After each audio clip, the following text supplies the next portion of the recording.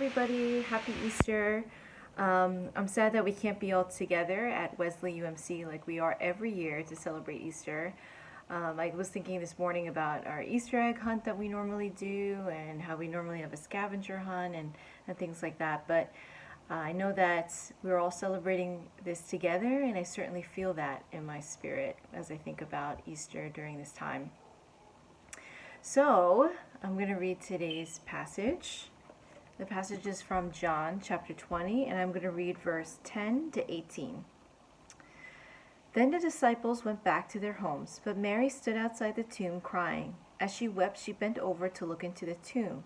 And she saw two angels in white seated where Jesus' body had been, one at the head and the other at the foot. They asked her, "Woman, why are you crying?" "They have taken my Lord away," she said, "and I don't know where they have put him." At this, she turned around and saw Jesus standing there, but she did not recognize it was Jesus. "Woman," he said, "why are you crying? Who is it you're looking for?" Thinking he was a gardener, he said, "Sir, if you have carried him away, tell me where you've put him, and I will get him." Jesus said to her, "Mary." She turned around and cried out in Aramaic, "Rabboni," which means teacher. Jesus said, "Do not hold on to me, for I have not yet returned to the Father. Go instead to my brothers and tell them, I am returning to my Father, and my Father to my God, and to your God." Mary Magdalene went to the disciples with the news. "I have seen the Lord," and she told them all that he had said. And she told them that he had said these things to her. This is the word of God for the children of God. Thanks be to God. So, in our passage, we see that Jesus has risen, and Mary Magdalene, of all people, was the first person to go around and tell everyone the good news about Jesus.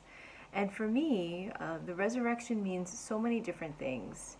It gives me hope that in times where I'm in a situation that looks really dark, that looks really bleak, like the situation we're in now with the coronavirus, I know that there's always hope, that God will always show God's self, and we can experience God's presence through the darkest times. And that's what the resurrection means to me. The resurrection could mean times where I'm angry or I'm bitter and upset. There's always a sense of hope. When I think about the resurrection, when I think about the life, death, and the resurrection of Christ, I could always hope that God has a better life for me, that God has something else in store. The resurrection means so many things to me. So I actually played this game with my kids. I gave them some containers, and I told them to fit anything into the container. And I'm going to open the container and talk about how it relates to the resurrection. Because we could see the resurrection anywhere in our lives. So this is kind of a little fun exercise. You could do it at home. So I don't know what's in these. I'm going to open them and then see how I can relate it with the resurrection. So here's the first container.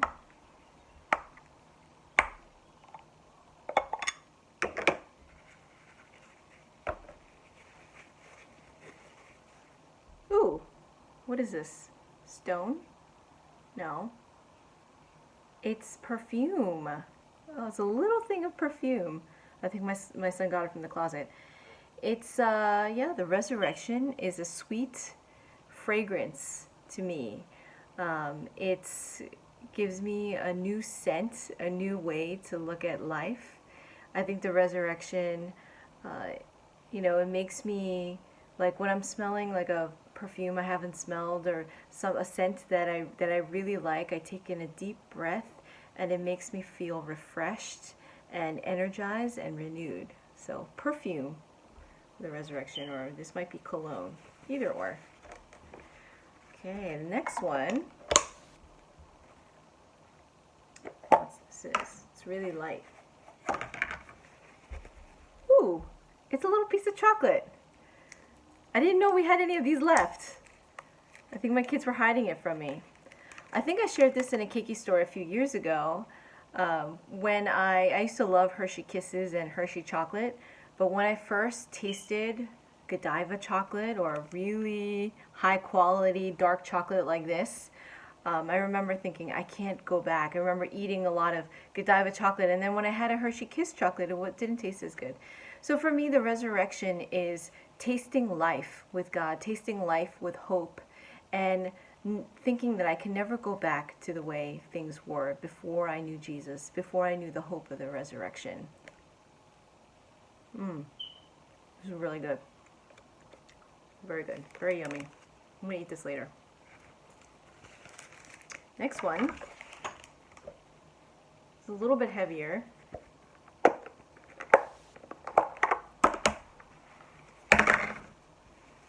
Oh, soap. I think this is easy. Soap.